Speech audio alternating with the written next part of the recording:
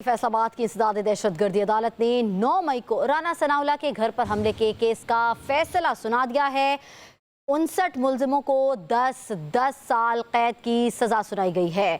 आज फैसला महफूज जो था वो सुनाना था। फैसलाबाद की इंसदाद दहशतगर्दी अदालत ने 9 मई के राना सनाउल्लाह के घर पर हमले के केस का फैसला सुना दिया है। 59 मुलजमान को 10 साल की कैद सुनाई गई है। आपको बताते चले कि एटीसी ने 9 मई के वाक़यात के हवाले से राना सनाउल्लाह के घर पर हमला केस था, उसका फैसला सुनाया है।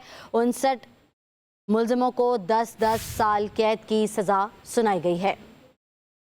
हसाम अहमद से मज़ीद तफसीलात जान लेते हैं। हसाम अहमद, बताइएगा। जो आखिरी केस था घर हमला केस, उसका भी फैसला आज इंसदाद दहशतगर्दी अदालत की जानिब से सुना दिया गया है। फैसले में पीटीआई की जो मरकजी क़यादत है, मुकामी क़यादत को सजाएं सुना दी गई हैं। उमर जरताज गुल, शिबली फराज को इस केस के अंदर भी 10 साल की कैद सुना दी गई है। जबकि मजीद तो पाकिस्तान तहरीक इंसाफ के 2 MPA PP 116 से इस्माइल सीला और शेख शाहिद जवेद, उनको भी इस केस के अंदर सजाएं सुना दी गई हैं और उनको वो दोनों भी नाअहल होंगे।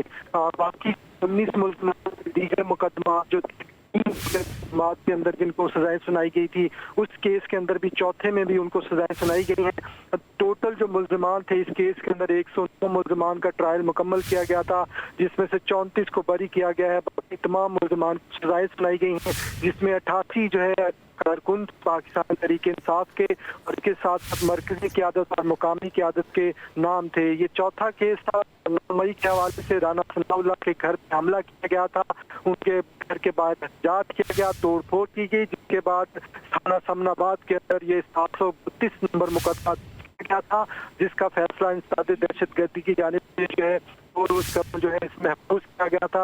अब इस अदालत का दोबारा से इंसदाद दहशतगर्दी ने 9 मई के चौथे मुकदमा और आखिरी मुकदमा था ये फैसलाबाद से, उसका भी फैसला सुनाया है, जिसमें पीटीआई के जो रहनुमा हैं, मरकजी और मुकामी कायदीन, उनको सजाएं सुनाई गई हैं। उमर अयूब जो साबिक अपोजिशन लीडर थे, उनको सजाएं सुनाई गई हैं। शिबली फराज सेनेटर जो थे, उनको सजा सुनाई गई है। जरताज गुल और इसमें कंवल शोजत भी शामिल है। इसके साथ साथ जो मुकामी क़यादत है फैसलाबाद से पीटीआई की, जिसमें MP इस्माइल सीला और शेख शाहिद जवेद को भी 3 साल की सजा इस केस के अंदर सुनाई गई है। और उनका ये दोनों मुकामी MPA से और इसी इलाके से थे जहाँ पे ये मुकामी हल्के से ताल्लुक रख के सजाएं सुनाई गई है।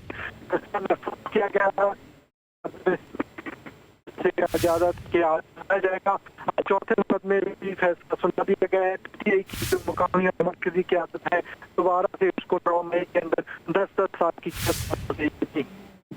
अच्छा हसाम, बताइएगा, 109 मुल्ज़मान थे, जिनमें से अब आपने बताया कि 75 को सजाएं दी गई हैं, बाकियों को बरी कर दिया गया है।